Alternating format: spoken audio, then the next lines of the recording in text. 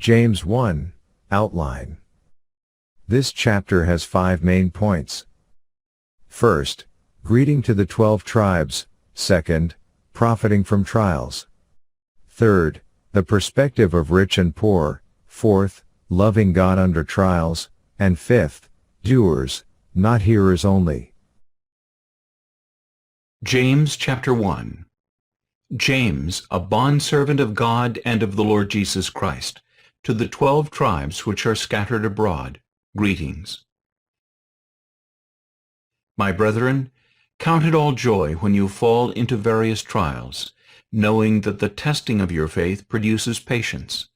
But let patience have its perfect work, that you may be perfect and complete, lacking nothing.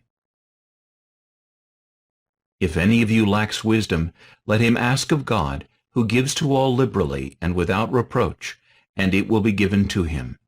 But let him ask in faith, with no doubting, for he who doubts is like a wave of the sea, driven and tossed by the wind. For let not that man suppose that he will receive anything from the Lord. He is a double-minded man, unstable in all his ways.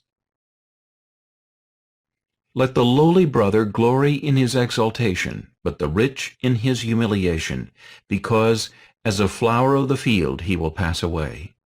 For no sooner has the sun risen with a burning heat than it withers the grass, its flower falls, and its beautiful appearance perishes. So the rich man also will fade away in his pursuits. Blessed is the man who endures temptation, for when he has been approved, he will receive the crown of life which the Lord has promised to those who love him. Let no one say when he is tempted, I am tempted by God. For God cannot be tempted by evil, nor does he himself tempt anyone. But each one is tempted when he is drawn away by his own desires and enticed. Then, when desire has conceived, it gives birth to sin, and sin, when it is full grown, brings forth death. Do not be deceived, my beloved brethren.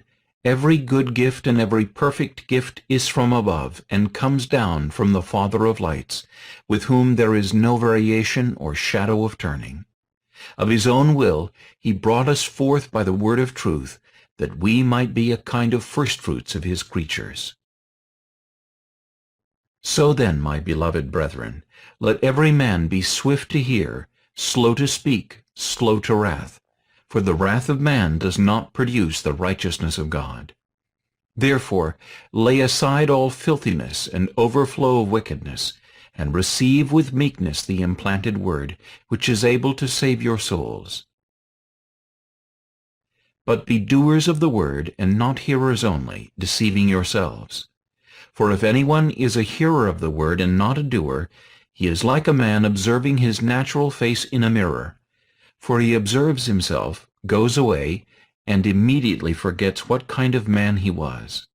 But he who looks into the perfect law of liberty and continues in it, and is not a forgetful hearer, but a doer of the work, this one will be blessed in what he does. If anyone among you thinks he is religious, and does not bridle his tongue, but deceives his own heart, this one's religion is useless.